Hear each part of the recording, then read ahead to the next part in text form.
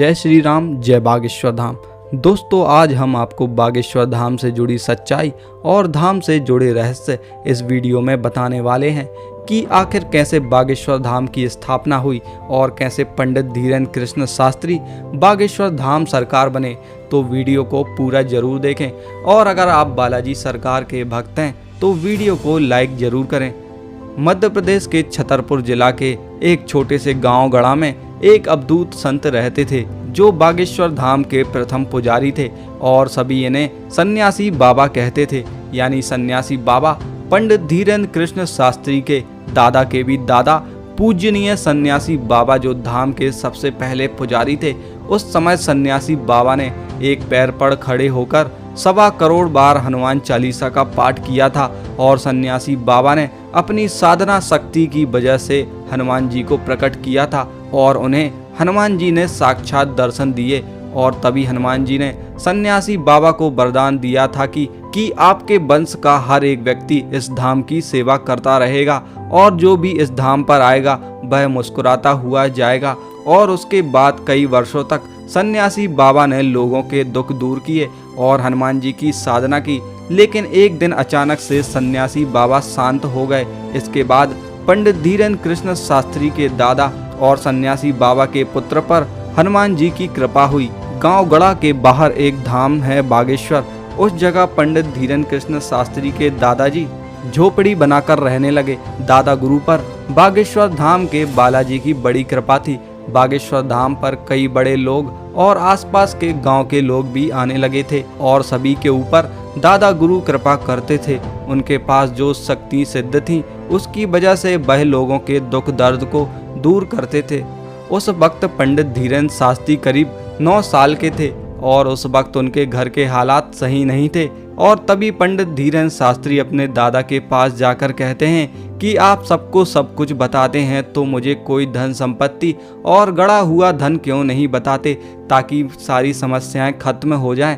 दादा गुरु हंसकर कहते हैं, बेटा रात को आना। जब धीरेन्द्र शास्त्री रात को दादा के पास पहुंचे तब उनके दादा ने उनको रात के समय स्नान कराया और बागेश्वर धाम के मंदिर के सामने धीरेन्द्र शास्त्री को खड़ा कर दिया।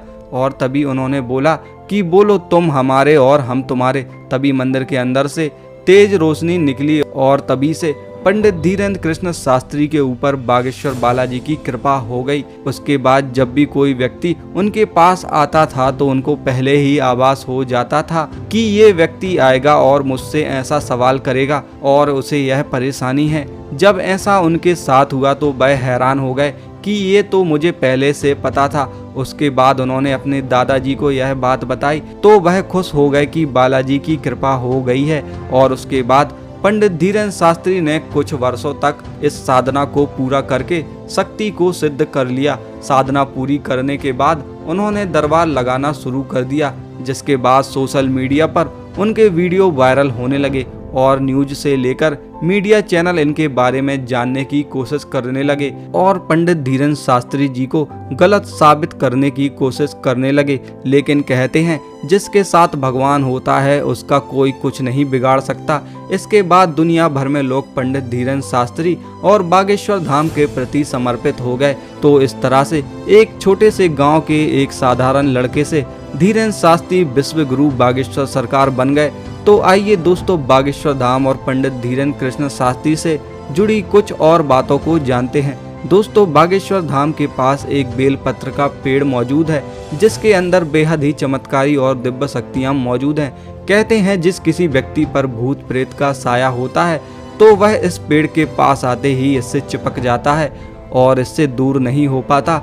इसके अलावा मंदिर परिसर के बाहर नारियलों के ढेर बन गए हैं। इन नारियलों के ढेर के पीछे की सच्चाई यहाँ लगाई जाने वाली अर्जियाँ हैं, क्योंकि जो भी व्यक्ति यहाँ धाम पर आता है वह किसी न किसी समस्या को लेकर ही आता है। तो इस कारण से वह नारियल को लाल या काले कपड़े में बांधकर इस धाम पर अर्जी लगाता है तो उनकी समस्या को बागेश्वर बालाजी जल्दी दूर कर देते हैं। तो इस तरह पंडित धीरेन्द्र कृष्ण शास्त्री और बागेश्वर सरकार दुनिया भर में फेमस हो चुके हैं।